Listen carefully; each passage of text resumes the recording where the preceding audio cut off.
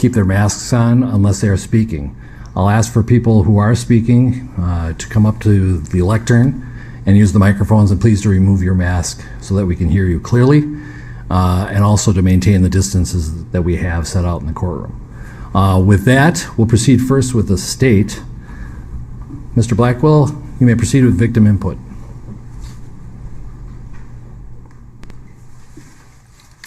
Your Honor, we have 4 victim impact statements. We will start with the 7-year-old daughter of George Floyd, Gianna Floyd, who will present hers by video.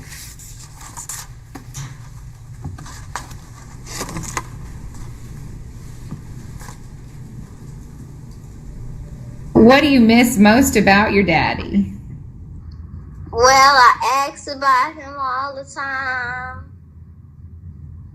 And that's kind of it. Yeah. Well, when you ask about him, what are you asking about? Well, I was asking, how did my dad get hurt?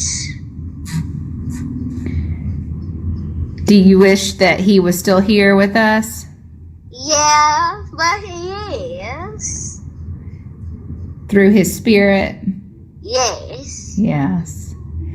And when you see your daddy again one day, what do you want to do when you see him? I want to play with him. What kind of games do you want to play with him? I want to play with him, have fun, go on a plane ride, and that's it. Yeah. Would you? We used to have dinner meals every single night before we went to bed. My daddy always used to help me brush my teeth. Oh. Do you miss him helping brush your teeth? Yes. How do you hope that the world remembers him? Well, they help him because those mean people did something to him. Yeah. If you could say anything to your daddy right now, what would it be? It would be, I miss you and I love you. All right. Thank you, Gianna. I really appreciate you answering questions today. That was Gianna Floyd. Your Honor, next we'll hear from the nephew of George Floyd, Brandon Williams. Mr. Williams.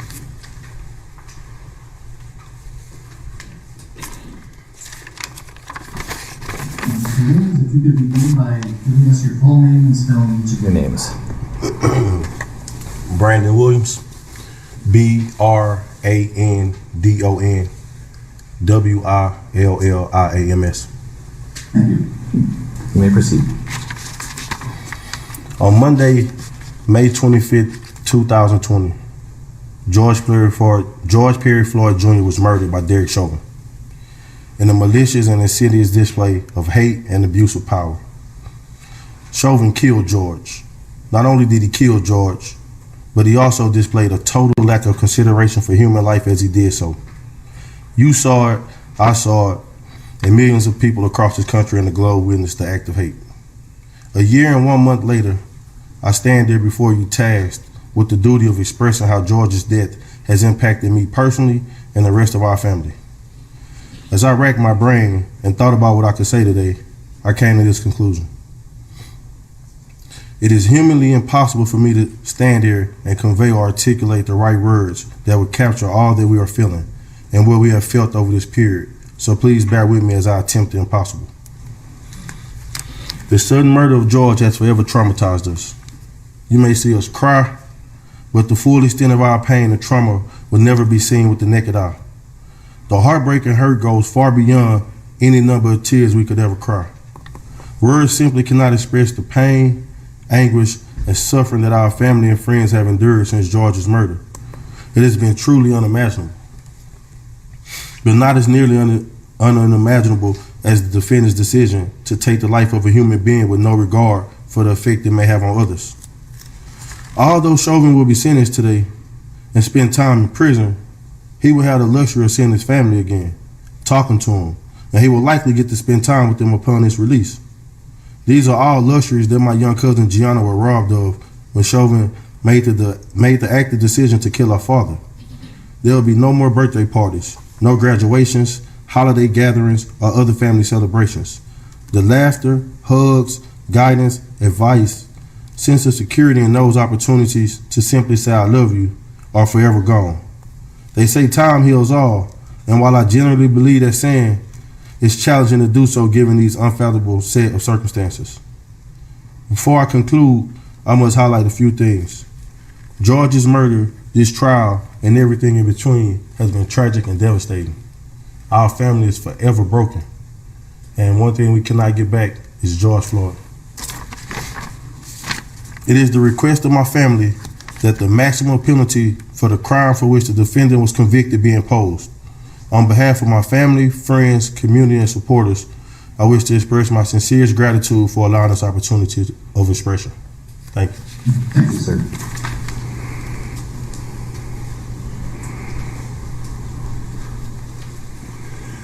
Your Honor, just for the record, this wonderful lady standing here is a Hennepin County victim advocate. Ms. Boswell is well known to the court. Yes, thank you, Judge. And so, Your Honor, we'll next hear from the brother of George Floyd, Mr. Terrence Floyd.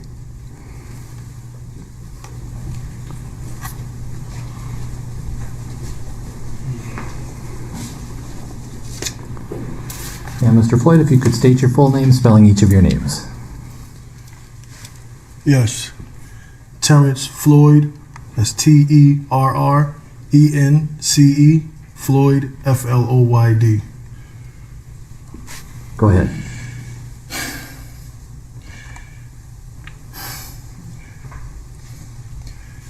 I'm here representing my brother. I'm from New York.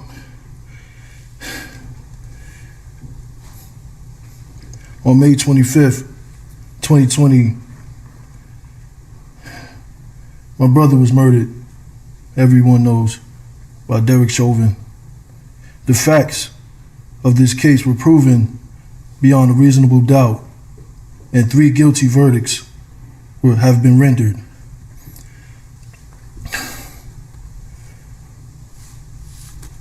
This situation has really affected me and my family.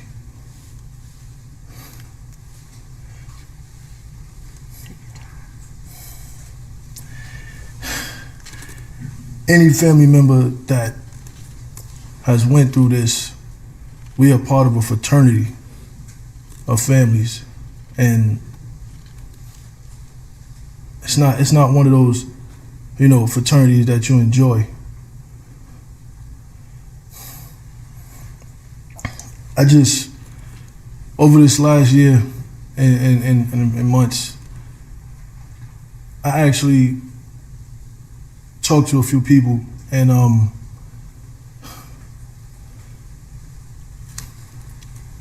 I wanted to know from the man himself why. What were you thinking? What was going through your head when you had your knee on my brother's neck? Why when you knew that he posed no threat anymore, he was handcuffed, why you didn't at least get up? Why you stayed there?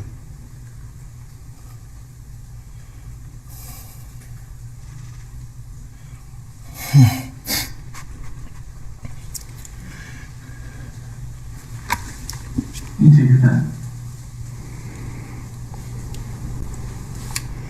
A month before my brother was murdered, I was on the phone with him, and we had a long conversation. And as I looked at the video of my niece, the last conversation me and my brother had was he wanted to have play dates. He wanted to plan play dates with Gianna and my daughter. And we started setting it up. That can't happen. And I have to, my daughter's still young, but I still have to explain to her because this is history. This is a case everybody knows about. So she's gonna find out, and I'm gonna have to explain that to her. And I think that's, to me, harder than even just standing here, that I have to talk to my daughter and tell her, you know, about her niece, about her uncle, about the situation. That's basically reliving it all over again, years down the line.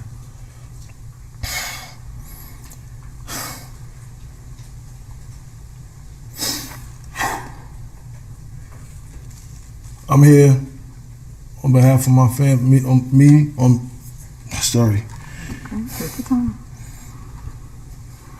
behalf of me and my family, we seek the maximum penalty. We don't want to see no more slaps on the wrist. We've been through that already. In my community, in my culture, we've been through that already. Smacked on the wrist. No. Because if it was us, if the roles was reversed, there wouldn't be no case. It would have been open and shut. We'd have been under the jail for murdering somebody.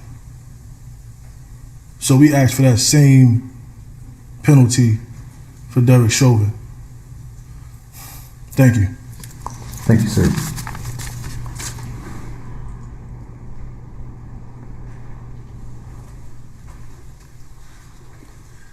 Your Honor, the final victim impact statement for the state will come from George Floyd's brother, Phalonis Floyd.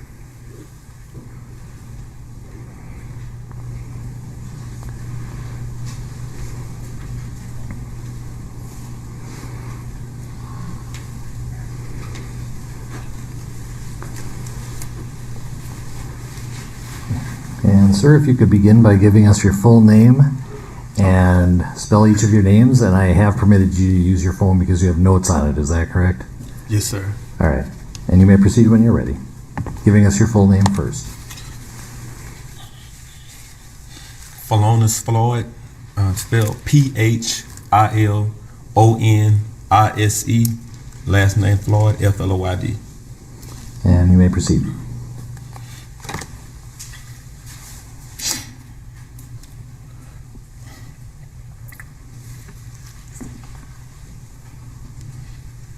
One year ago, May 25th, my brother George was murdered by Derek Chauvin and his co-defendants in broad daylight with a knee to his neck for 9 minutes and 29 seconds.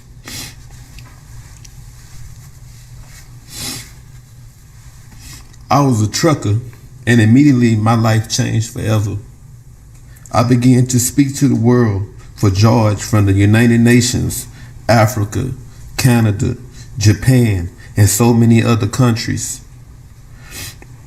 Every day, I have begged for justice to be served, reliving the execution of George, while others begged and pleaded for Officer Chauvin to simply just allow George to take a breath. I haven't had a real nice sleep because of the nightmares I constantly have hearing my brother beg and plead for his life over and over again. Even saying, "They're going to kill me. Please, officer." Screaming for our mom. I have had to sit through each day of Officer Derek Chauvin's trial and watch the video of George dying for hours over and over again. For an entire year, I had to relive George being tortured to death every hour of the day, only taking naps and not knowing what a good night's sleep is anymore. I've been lifting my voice tirelessly every day so that George's death will not be in vain. Honorable Judge Peter Cahill, I thank you for allowing me to share this today. George's life mattered. So my family and I, most of all, my niece, Gianna.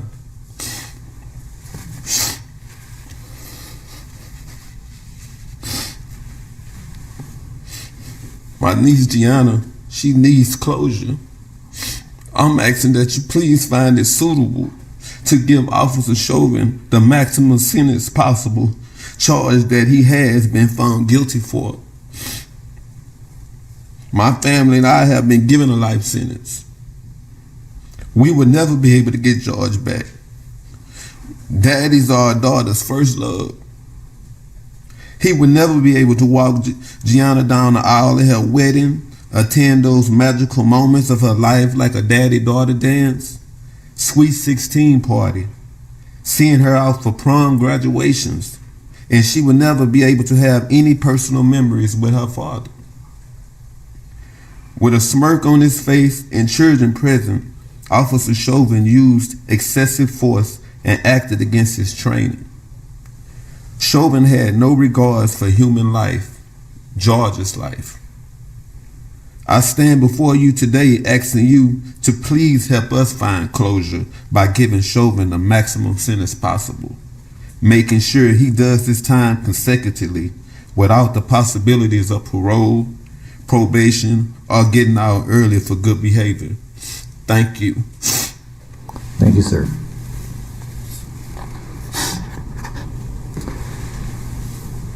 Mr. Frank.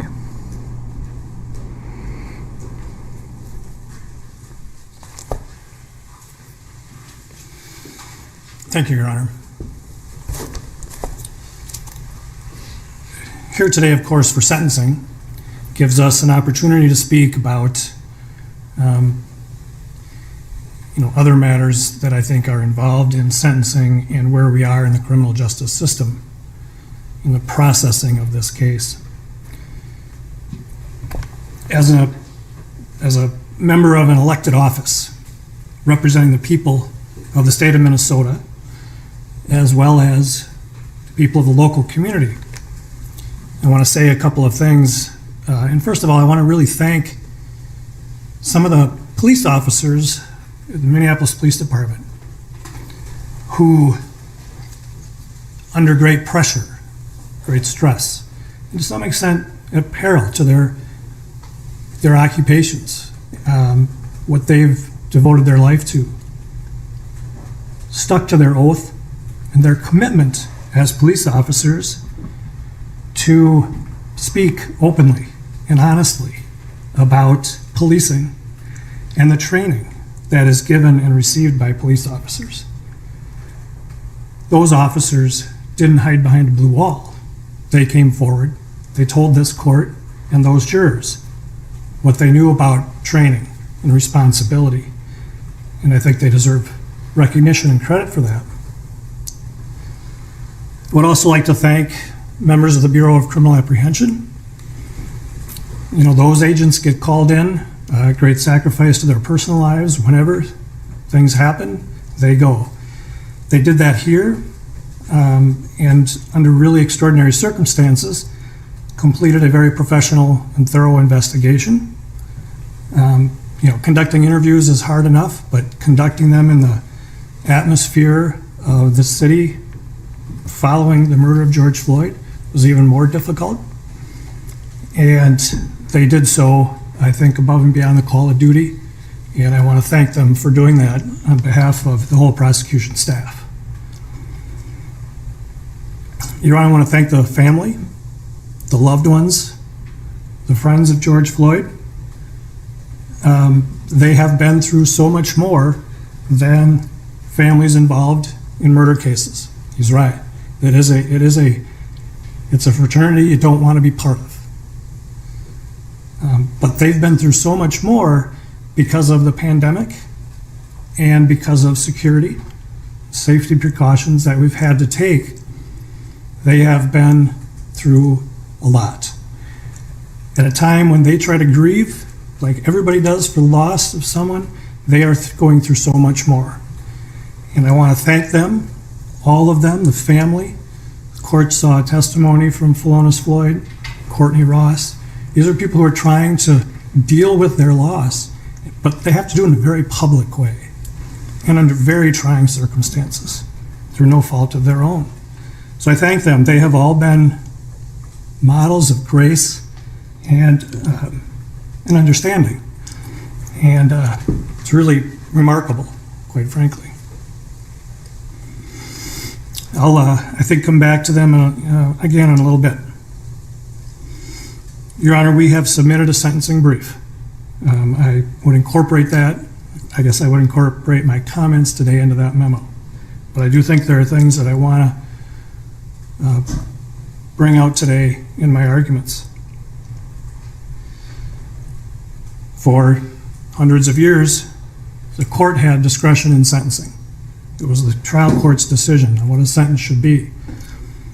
The recognition that the trial court sat through the trial, watched the evidence, and saw how it affected people, informed the court's discretion. When the legislature passed the guidelines, in a legitimate attempt to try and even out sentences, they defined certain presumptive sentences, as we all know, for typical crimes. For each crime, the typical crime. But they did not remove discretion for sentencing judges. They recognized that nobody is better suited to decide whether this is the typical case represented by that guideline's presumptive sentence, or if there are reasons why this is worse than that. And the guideline still gives this court discretion when there are aggravating factors to give a more serious sentence than what the guideline's presumption calls for. And as you know, we are asking you to do that today. As this court found, there are 4 aggravating factors that we have identified. They go beyond a list of just what those factors are. We have not just done our homework and found a list. The court made good findings, detailed findings about those factors, and we think they justify a greatly increased sentence. This is not the typical second-degree unintentional murder. Supreme Court in our state has said that, and very recently, even 1 aggravating factor is sufficient to go twice the top of the range. Here we have 4. The first one that the court found is an abusive position of trust and authority. And the court specifically found that when Mr. Chauvin was acting as a police officer, he had a position of trust and authority. That is certainly true.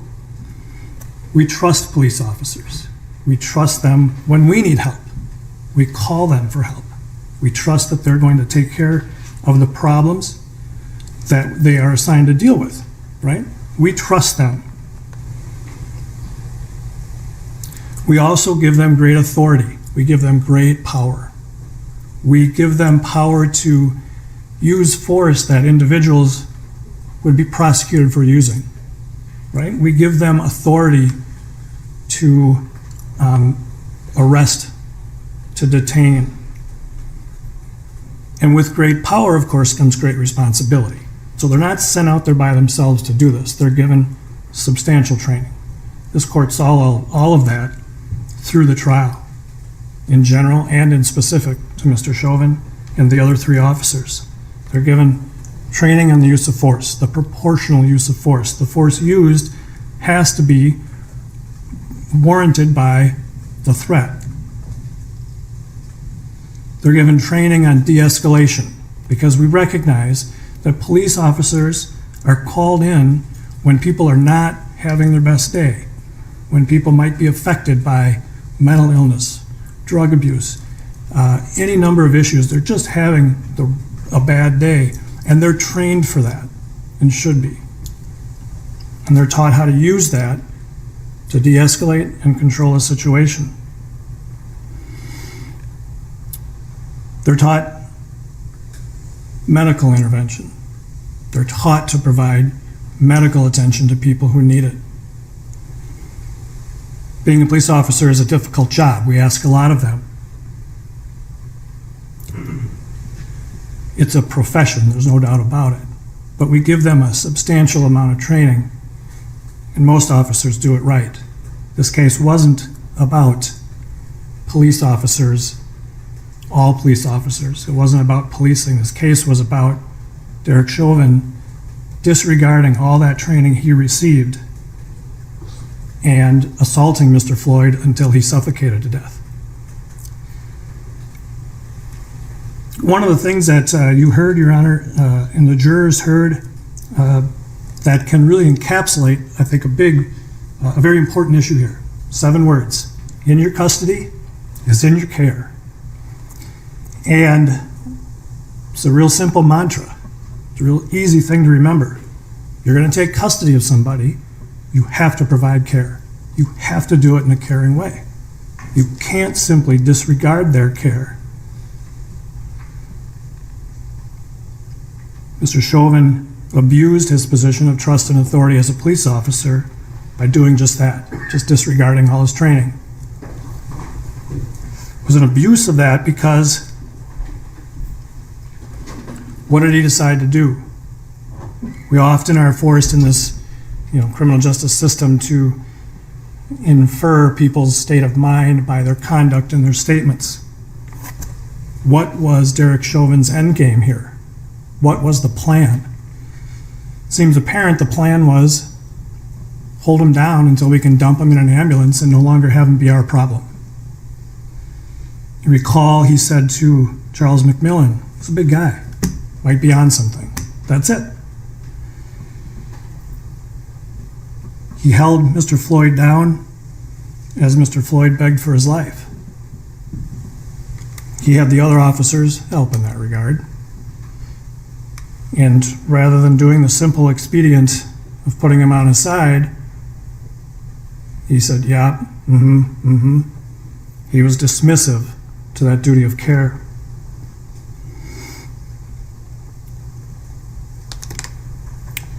We trust that arrestees will be treated with respect, reasonable force, and that their medical needs will be addressed. I'm paraphrasing from the court's findings.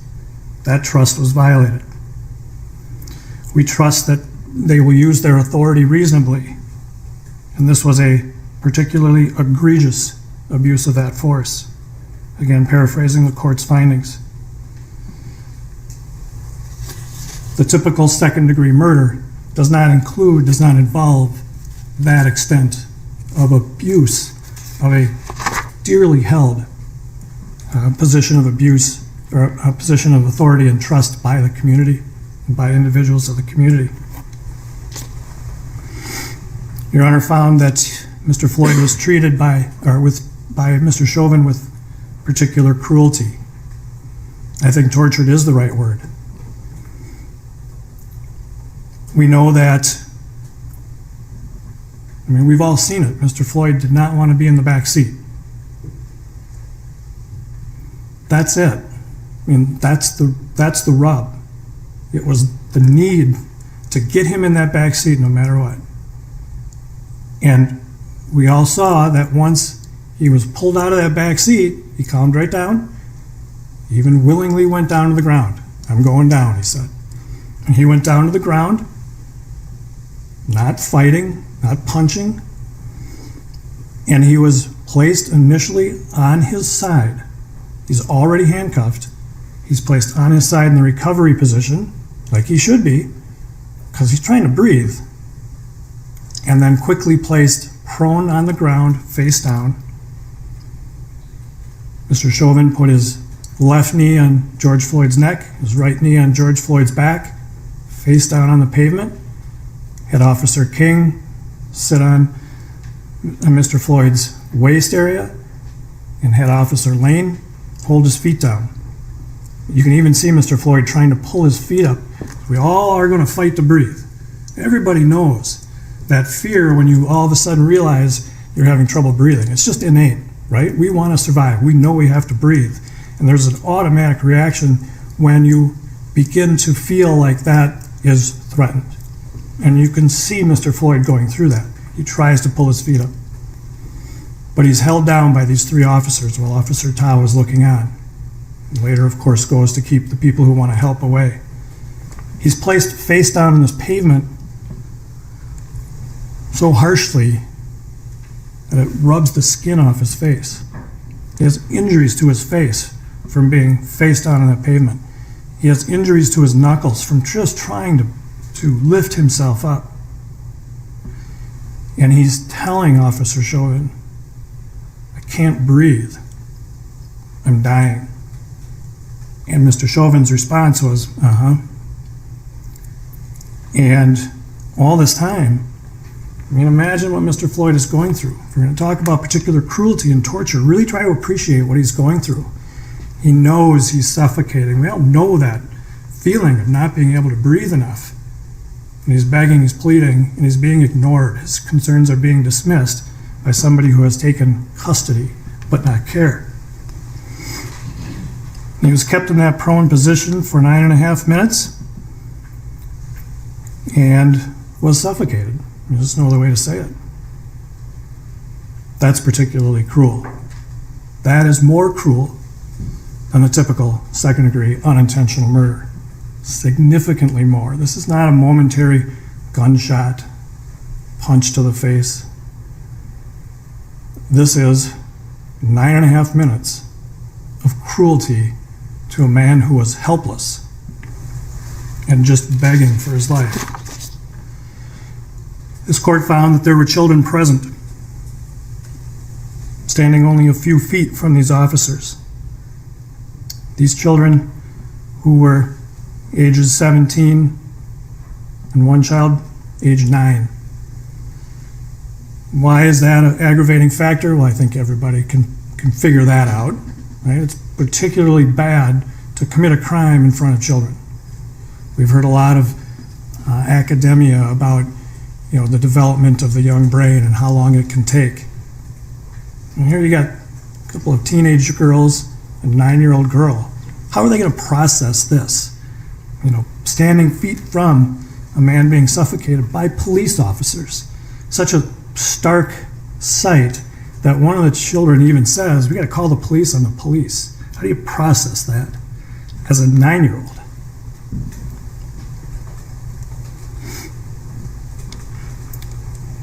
The children were not only present watching a man die. We've all seen, if you haven't, you really need to. Look at George Floyd's face. As he's dying, he's suffering. The children have to watch this. But not only that, it's police officers, and there are people around them wanting to help. And at one point, and sure, they got upset. And at one point, Mr. Chauvin points his mace, grabs his mace to keep him back. How does a child look at that? There's another officer screaming at them to get back. The typical second-degree unintentional murder doesn't involve children standing feet away watching a 9.5 minute suffocation of a man begging for his life.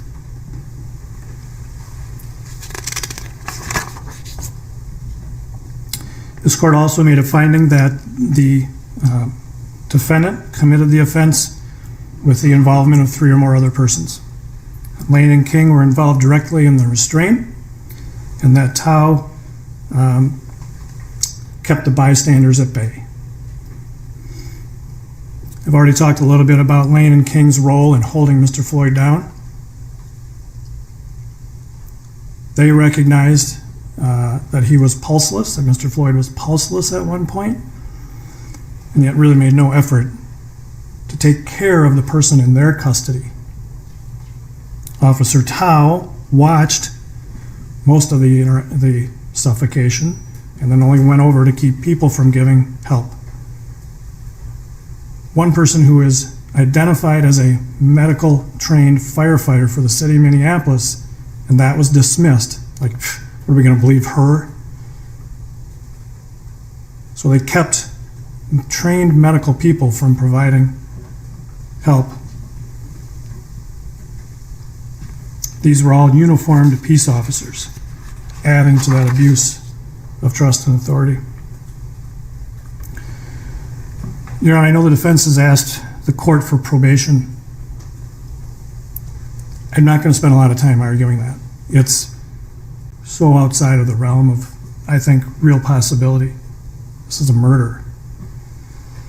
I understand some of the arguments made on behalf of Mr. Chauvin. I understand, well, no, I can't understand what his family members and friends are going through. I can't. But it's certainly not enough for a departure to probation for a second-degree murder. We believe, Your Honor, that these 4 aggravating factors and the findings that the court has made certainly justify an upward departure because there are 4 of them, not standing alone, but in a sense, not overlapping, but coming together to show this is not the typical second-degree murder. This is egregious. And this justifies a double upward departure. From the top of the box, which is 180 months, we're asking the court to do a double departure, recognizing all 4 factors, to 360 months. As I mentioned before, Your Honor, this is sentencing. This is the time for victims, right? This is the time for the loved ones of the victim and the community to have a say. Again, I commend this family. I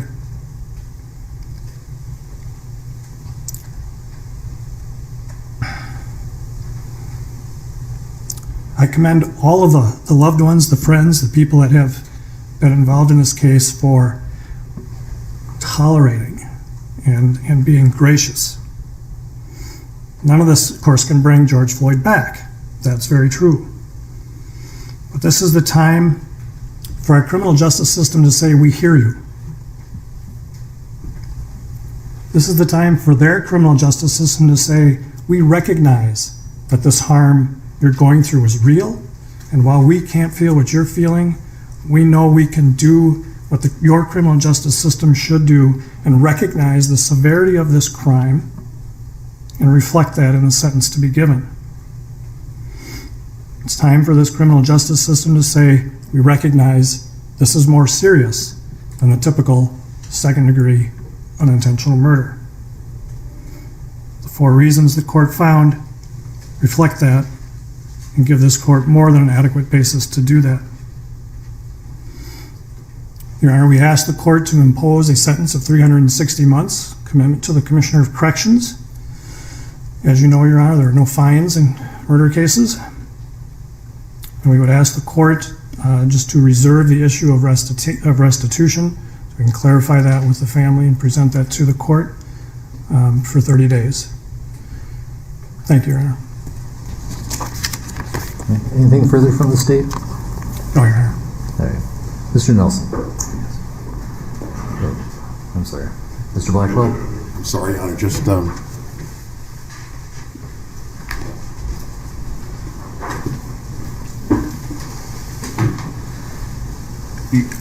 thank you, Your Honor. Your Honor, at this time, the defendant's mother, Carolyn Palenti, would like to address the court. If you could state your full name, spelling each of your names, and proceed when you're ready. Carolyn, Carolyn, Palenti, Pawlenty. I am the mother of Derek Chauvin. I am here to speak on behalf of my entire family. On November 25th, 2020, not only did Derek's life change forever, but so did mine and my family's. Derek devoted 19 years of his life to the Minneapolis Police Department. It has been difficult for me to hear and read what the media, public, and prosecution team believe Derek to be an aggressive, heartless, and uncaring person. I can tell you that is far from the truth. My son's identity has also been reduced to that as a racist. I want this court to know that none of these things are true and that my son is a good man. Derek always dedicated his life and time to the police department. Even on his days off, he would call in to see if they needed help. Derek is a quiet, thoughtful, honorable, and selfless man. He has a big heart, and he always has put others before his own. public will never know the loving and caring man he is, but his family does. Even though I have not spoken publicly, I have always supported him 100% and always will. Derek has played over and over in his head the events of that day. I've seen the toll it has taken on him. I believe a lengthy sentence will not serve Derek well. When you sentence my son, you will also be sentencing me.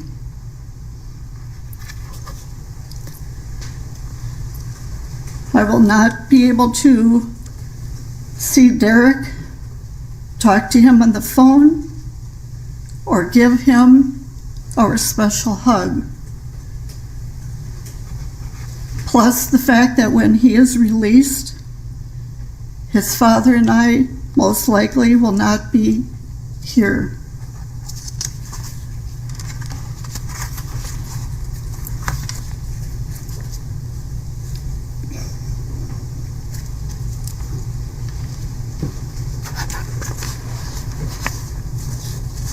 Derek, my happiest moment is when I gave birth to you. And my second is when I was honored to pin your police badge on you. I remember you whispering to me, "Don't stick me with it." Derek, I want you to know I have always believed in your innocence, and I will never waver from that. I have read numerous letters from people around the world that also believe in your innocence.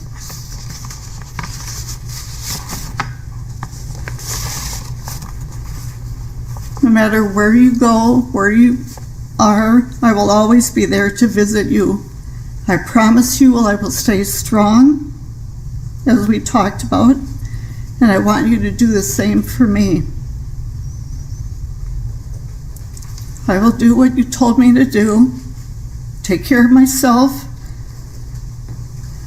so I will be here for you when you come home. Remember, there is no stronger bond or love than a mother's love. And one final thought I want you to remember. Remember, you are my favorite son. Thank you for your time. Thank you. Mr. Nelson.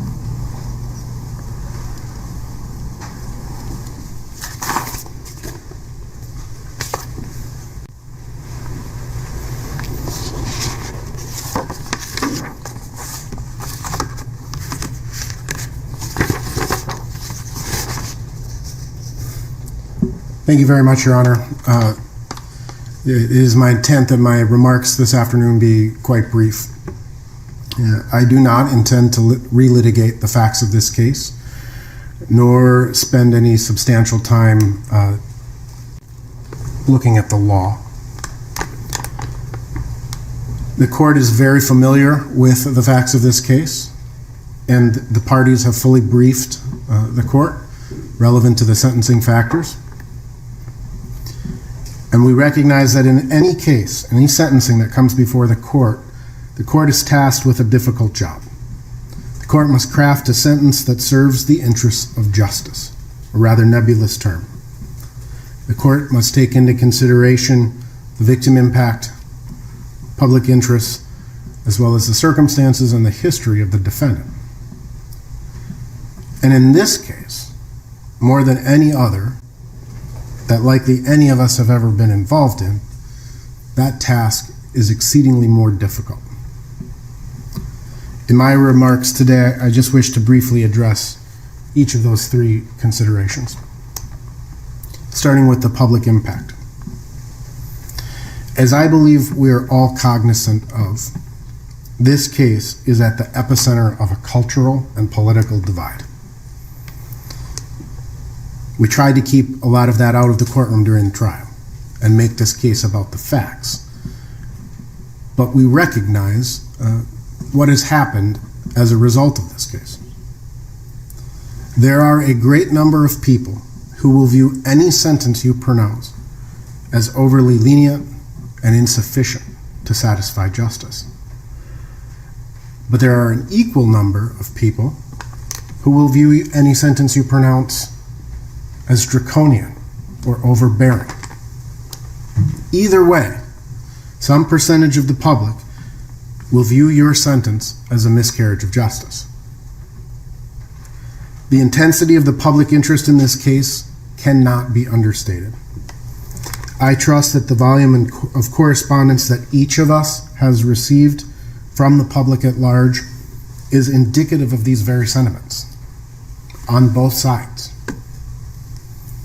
As I was informed just yesterday, the Attorney General's office established a web submission to accept community impact statements. Again, in my understanding is in a little over 2 weeks, they received over 1,000 submissions. Again, on both sides. By my very best estimate, since my representation of Mr. Chauvin began last summer, I would estimate that I have received over 5,000 emails, over 1,000 voicemails, and hundreds of handwritten letters. Again, from both sides. And I expect that Your Honor has likewise been inundated with public comment and scrutiny. The impact that this case has had on this community is profound. It goes far beyond what happened on May 25th of last year.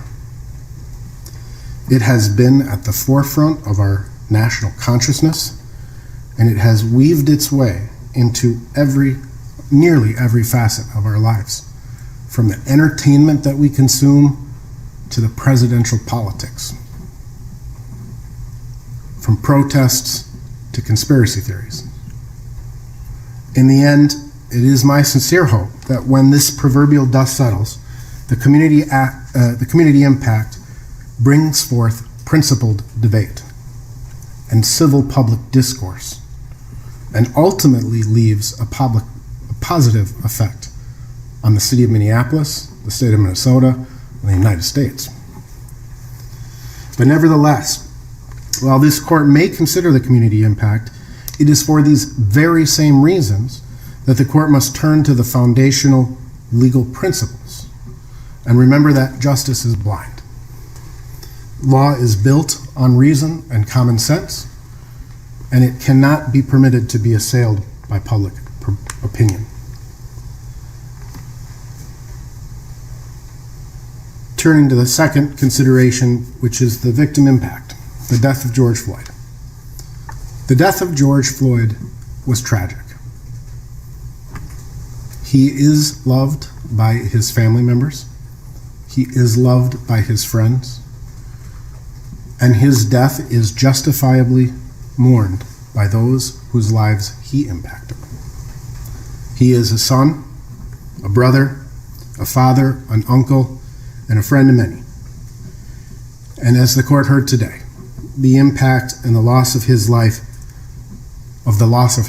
simply just, it can't be simplified.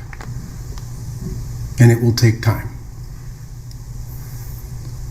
Finally, Your Honor, the court must take into consideration, just like it has to take into consideration the aggravating factors, it needs to take into consideration the mitigating factors. And the mitigating factors as set forth by the sentencing guidelines really point to the TROG analysis, essentially, ultimately in this case. We're not going to spend a lot of time, again, arguing for a probationary sentence. That's briefed. But that being said, when we look at the TROG factors, who is Derek Chauvin? Derek Chauvin spent 19 years as a Minneapolis police officer. He loved being a police officer. I was contacted during the course of my representation and have had numerous conversations with his fellow police officers or fellow police officers that worked with Derek, some retired, some still active.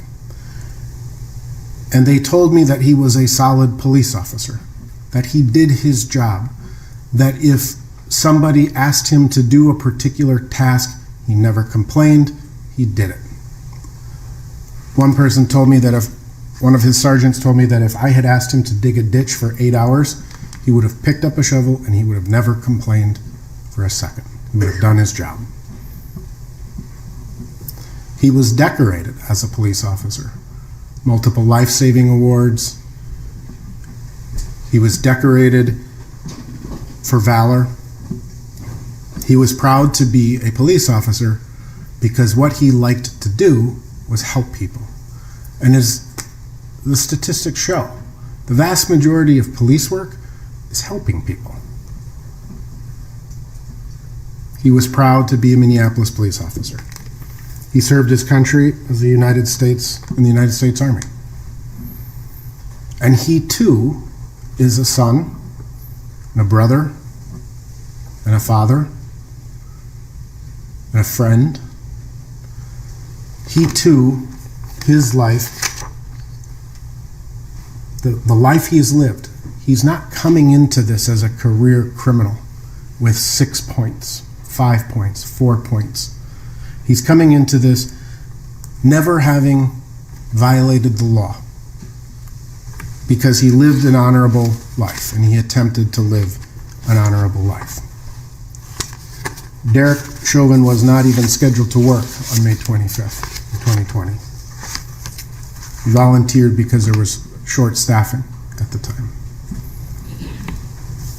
I know from numerous conversations that I've had with Derek that his brain is littered with what ifs. What if I just had not agreed to go in that day? What if things had gone differently? What if I never responded to that call? What if, what if, what if? The truth of the matter is, and the end result is that we are here after a jury verdict, finding him guilty of these offenses. And the court's consideration should not only be focused on the aggravating factors, but the mitigating factors as well. The Minnesota Sentencing Guidelines Commission was established for a reason. And yes, the court in circumstances like these has discretion to go beyond and aggravate a sentence beyond the presumptive sentences established by the sentencing guidelines. But the sentencing guidelines don't differentiate between second-degree murders. Someone robs a liquor store, a police officer is involved in an incident, and a person dies in police custody.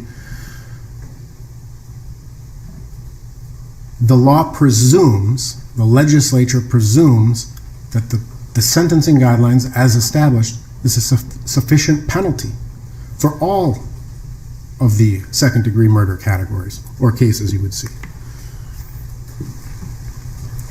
From 2019 back to 2010, a total of 90 people were sentenced for second-degree murder. Those sentences, those people, there were more than that, but people who had a 0 criminal history score, more than 90 people were sentenced. 67%, or 60 of those 90 people, received a guideline sentence of 150 months. So 2/3 of all people in this same position received a guideline sentence.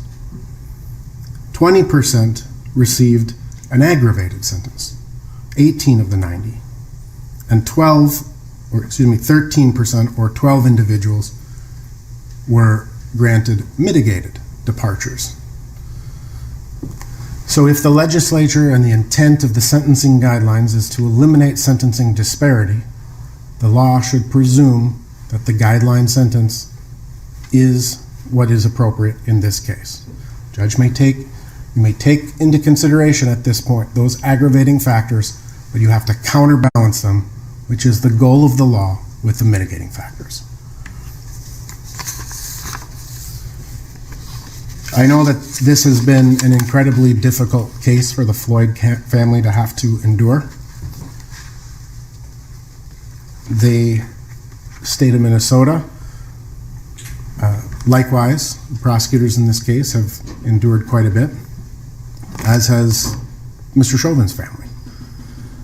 This is a case that has changed the world to some degree, and I hope it's positive.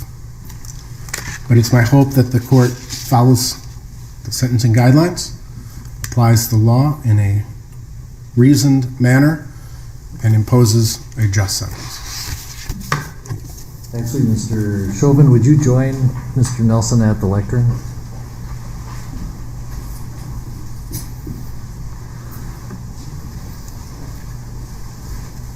Mr. Chauvin, this is your opportunity if you wish to give any input to the court.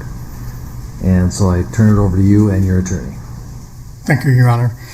At this time, due to some additional legal matters at hand, I'm not able to give a full formal statement at this time. But very briefly, though, I do want to give my condolences to the Floyd family. There's going to be some other information in the future that would be of interest, and I hope things will give you some peace of mind. Thank you. And I'll note that I did read your comments in the pre-sentence investigation as well. Thank you, Judge. All right, we are going to take a 15-minute recess so that I can complete the sentencing order based on what I've heard today. And let's reconvene at 2:45. We're in recess.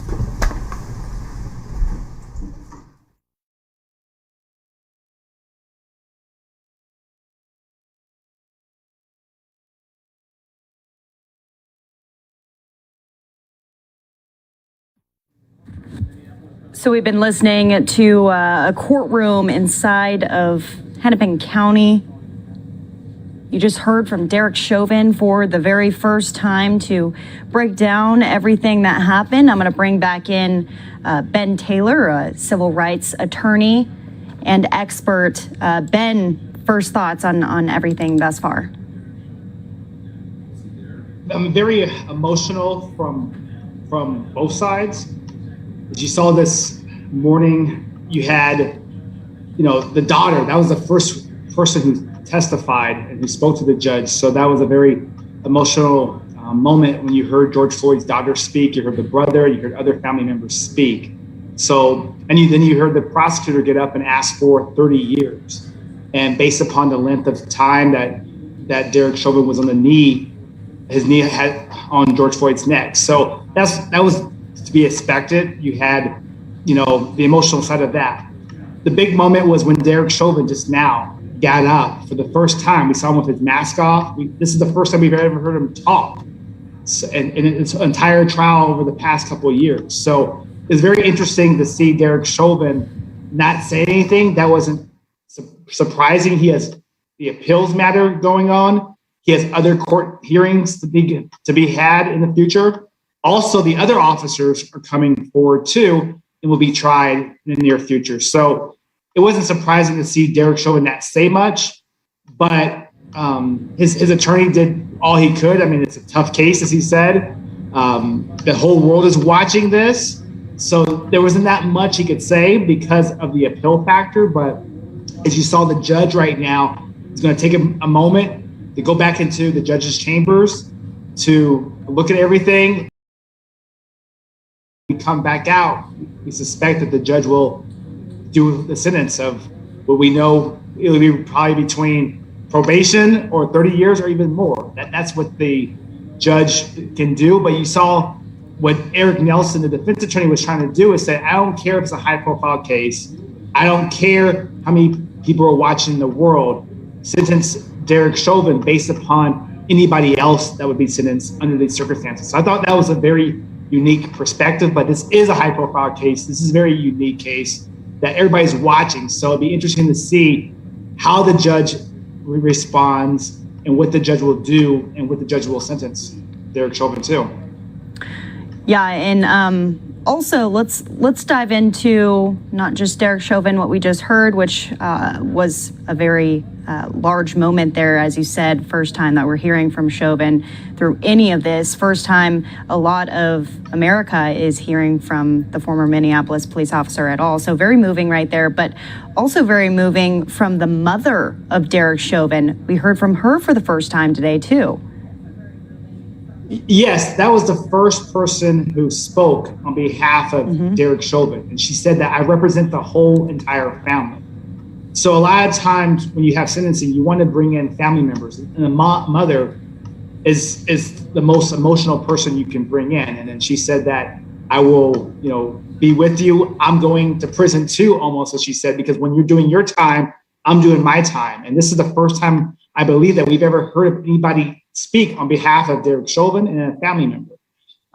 So that was a very emotional moment for Derek Chauvin, I'm sure. And to have that's showing that humanizes Derek Chauvin. You want to humanize your client in the courtroom, because right now all you see is Derek Chauvin in a mask on for a couple of weeks, and all you see is the video. The mother was there to humanize Derek Chauvin, to show that he wasn't the person that you saw in the video. He has a long career, and please don't judge him based upon that one act. Judge him on his whole career. So that was the mother's job, to get across to the judge that he is a human being. He has a mom, he has family out there, and she was representing the whole family. And speaking of family, we also heard from George Floyd's family, including his young daughter, Gianna. We heard from her virtually. Let's talk about that after the break. We're going to take a 2-minute break here on News Now from Fox. When we come back, more on the Derek Chauvin sentencing.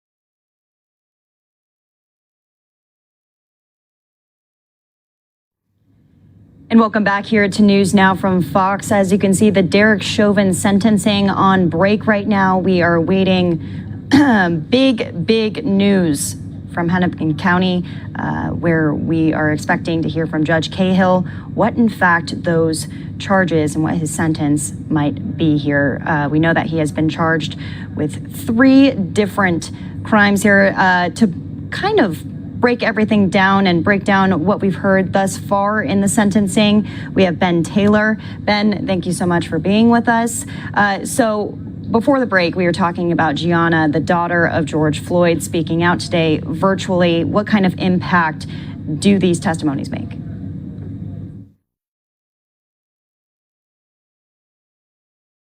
Daughter, they have a brother. So the first person we heard from was his daughter.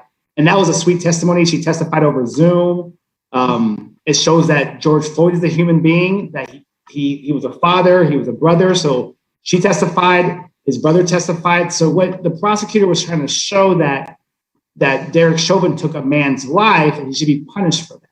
And that's why they asked for 30 years based upon the fact of the family, the nature of how he died, with the knee to the neck for 9 minutes. So the prosecutor was trying to basically make the case for a longer sentence. The presumptive term here, which is the normal term, is around 12.5 years. That's a normal term that somebody gets for a second-degree murder charge here. However, that's why the prosecutor had all these family members to show this is why Derek Chauvin should get a higher sentence to the 30-year mark.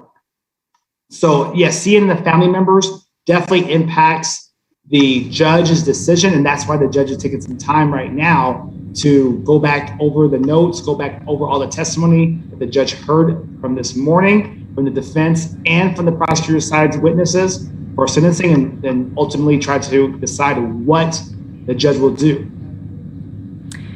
And we don't want to speculate right now, but having heard everything, what are your expectations coming out of this recess, this break now?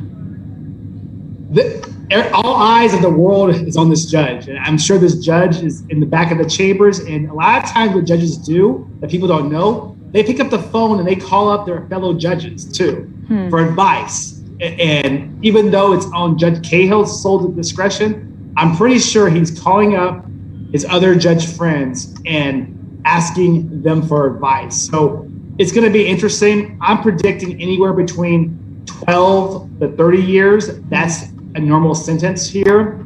I don't see probation in light of the circumstances. Most time, a person who's accused and convicted of murder doesn't get probation, what Eric Nelson is asking for. However, a sentence between 12 to 30 years will probably be the range of the sentence. A lot will depend on how much pressure this judge is under from the community.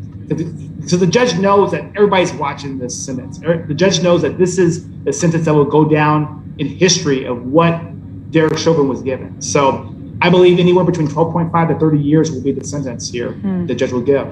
Yeah, you have to wonder who he possibly could be talking to. This case is, I feel like, unlike any other very, very much a historic case here. So anything else that you want to touch on here? I really want to head back into Derek Chauvin and him speaking out for the first time. He said some pretty interesting remarks, and I couldn't quite get it. I couldn't quite understand what he was meaning by that. He was pretty short. It was very brief. He said that he sends his condolences to George Floyd's family, and he said that in the future, information will come out that will hopefully help them. What did you make of that?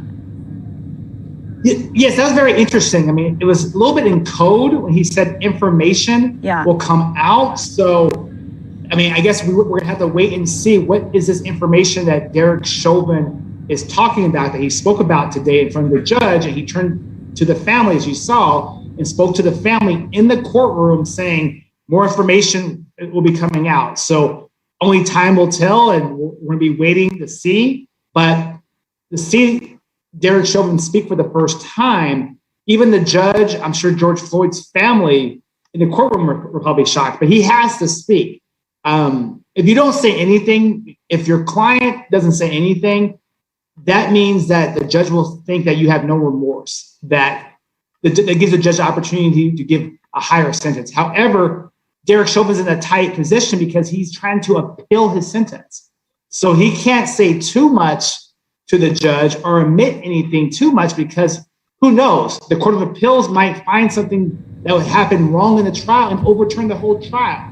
So that's why Derek Chauvin was smart not to say too much here, because if you say too much and admit something, that means you might not get your appeal, because the Court of Appeals might not grant your appeal. So they're playing for the long run, but right now he did show some remorse, not as much as probably people thought he would do, but I'm sure his attorney advised him not to speak too much, because anything you say can be used against you.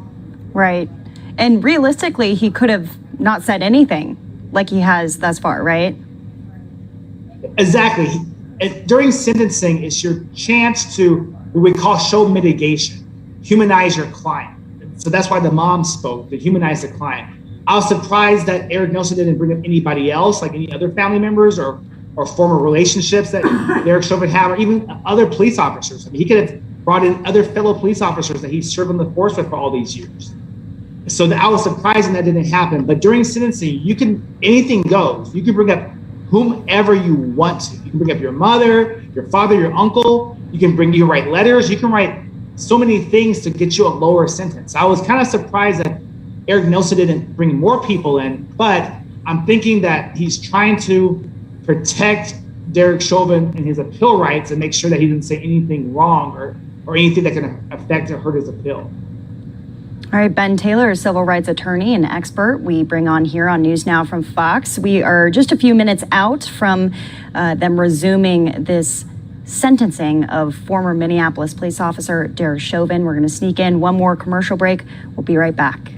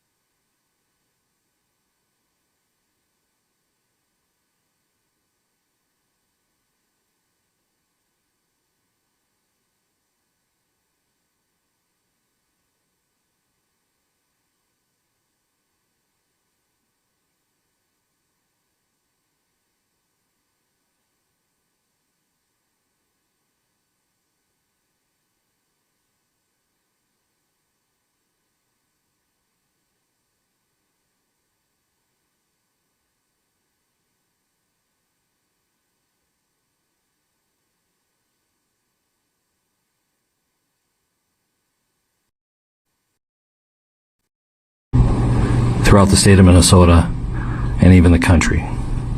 But most importantly, we need to recognize the pain of the Floyd family.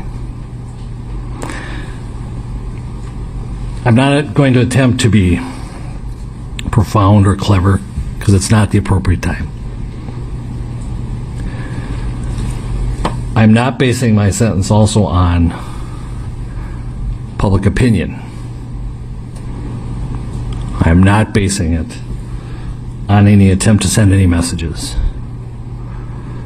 A trial court judge, the job of a trial court judge is to apply the law to specific facts and to deal with individual cases. And so, Mr. Chauvin, as to count 1, based on the verdict of the jury finding you guilty of unintentional second-degree murder while committing a felony under Minnesota Statute 609.19 subdivision 2 paren 1, it is the judgment of the court that you now stand convicted of that offense. Pursuant to Minnesota Statute section 609.04, counts 2 and 3 will remain unadjudicated as they are lesser offenses of count 1. As sentence for count 1, the court commits you to the custody of the Commissioner of Corrections for a period of 270 months. That's 270. That is a 10-year addition to the presumptive sentence of 150 months. This is based on your abuse of a position of trust and authority, and also the particular cruelty shown to George Floyd. You are granted credit for 199 days already served. Pay the mandatory surcharge of $78 to be paid from prison wages. You're prohibited from possessing firearms, ammunition, or explosives for the remainder of your life. Provide a DNA sample as required by law. Register as a predatory offender as required by law. And then you will receive a copy of the order and also the attached memorandum explaining the court's analysis. Anything further from the state? If this needs to be said, we just ask that it be executed forthwith. Defendant is remanded to the custody of the sheriff to be transported back to the DOC or whichever custody is currently holding him. Anything from the defense? No, Your Honor. All right. Thank you. We are adjourned.